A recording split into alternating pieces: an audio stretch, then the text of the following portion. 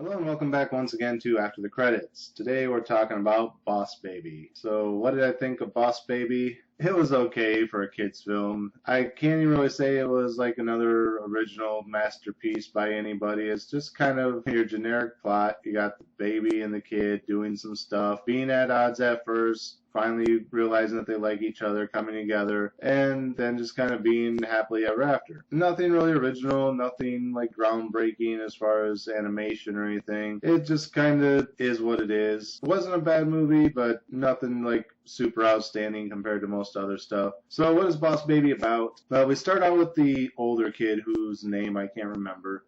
He's an only child. He's loved by his parents. You know, he gets tucked in every night. They sing him a song, read him a book. And one day, a baby brother shows up out of nowhere. So when the baby brother shows up, the parents are kind of overwhelmed by the baby. So, you know, they don't tuck him in anymore. They don't sing him his song. They don't read him his book.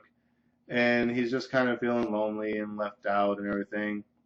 And then it kind of gets to the point where they start singing the baby his song, and he's kind of like mad. He's like, you know, they wrote that song for me. Why do you get it and I don't? Blah, blah, blah. And then he starts to have this idea that the baby's up to something.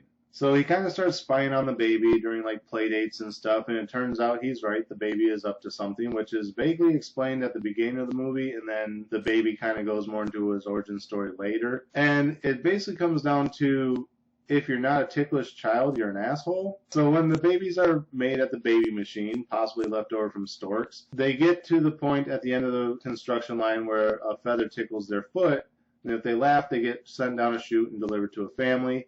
If they don't laugh, they get sent to the other side where they become corporate babies.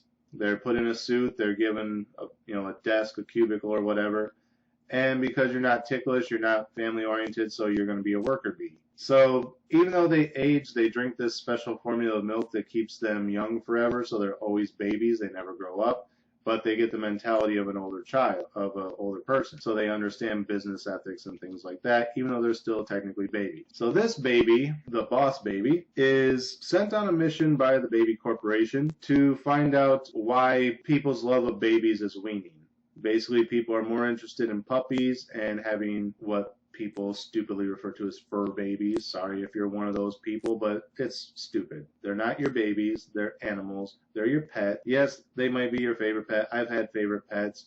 I've never referred to them as my fur babies. Grow up. But basically, that's what the whole point of the movie is about, is why are people more interested in animals now than they are babies. You know, if you see a starving dog on the street, you're more likely to give food to the starving dog than you are to a starving child on the same street. You know, you see a starving child on the street and you're like, oh, where are your parents? You know, how can they let this happen?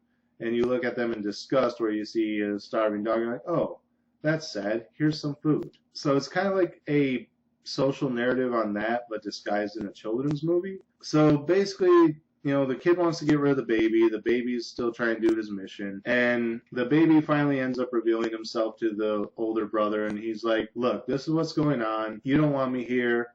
I don't want to be here. You want to get rid of me. Help me in my mission. When I complete it, I'll be gone. The parents will forget all about me.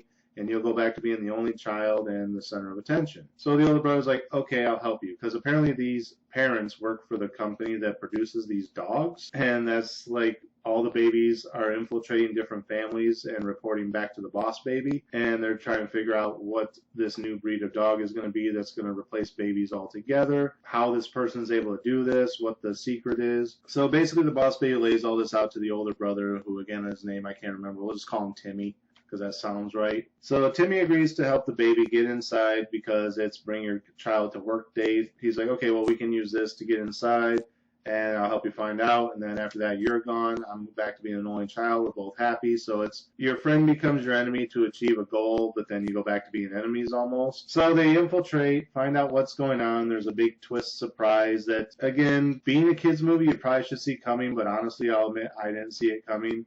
When it was finally revealed, I was like, why didn't I catch that sooner? But it wasn't anything like mind-blowing or anything. It's just like, oh, yeah, I probably should have caught that, but I wasn't really paying that close of attention to what was going on. So they infiltrate, find out what's going on, and it basically comes down to they foil the evil plan, and when they're getting ready to separate, Timmy kind of realizes that he misses having his little brother around, even though they kind of hated each other, and the boss baby's back in his corporate office, he's gotten a promotion, blah, blah, blah, and he's slowly kind of realizing that he misses the family life too, like, why can't I have the love of a family just because I wasn't ticklish? So he kind of goes back through the machine and realizes that he's not ticklish on his feet, he's ticklish like under his arms or something, so that basically breaks him out of the corporate loophole and sends him to a family, so now he can go back to the family he just left, but it's like starting all over again. So all the memories that the older brother still has with the baby, the parents no longer have because the baby was erased from their memory. So now it's like a fresh newborn, even though he's been there before and the older brother has all these memories that the parents don't. So it's kind of a weird dynamic. Like, how do you explain that later on down the road? You know, oh, you guys just always kind of had this bond, and it's like weird because it's like we feel like we weren't there for part of it. So yeah, I'm not going to give away what actually happens in the movie other than it's a kid's movie, so it has the happy ending. As far as what the plot was, how the dogs are taking over, all that. Like I said, there's a twist that I probably should have caught, but if you're just kind of zoned out watching the movie like I was, you'll probably overlook it until it happens and you're like, oh, obviously I really should have caught that. But overall, it wasn't a bad film. It was just kind of a generic film. It's not necessarily been done in this practice before, but it's been done before, this type of story where we're at odds, but we have to work together for a greater good, and we end up finding out that we're actually friends and we miss each other afterwards. And happy ending, blah, blah, blah.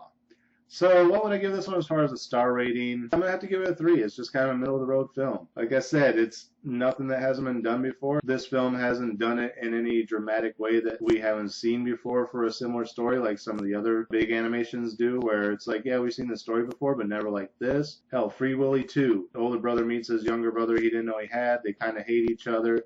By the end, through the magic of the whale, they end up liking each other and wanting to live together and blah, blah, blah. But yeah, it's stuff we've seen done before. It's nothing really outrageously new take on it to where we're like, oh, wow, that's so original. Even though it's not an original story, it's an original concept. It's nothing like that. So yeah, for the most part, it's just a middle of the road. It gets a 3. So that's it for this episode. Again, not much more to say about this movie other than that. So again, as always, thank you guys for watching. Remember to like, comment, subscribe, share the video. Links are down in the description. Click the bell up here in the corner. Make sure you're getting notifications every time I post new content. And until next time, we'll see you after the credits.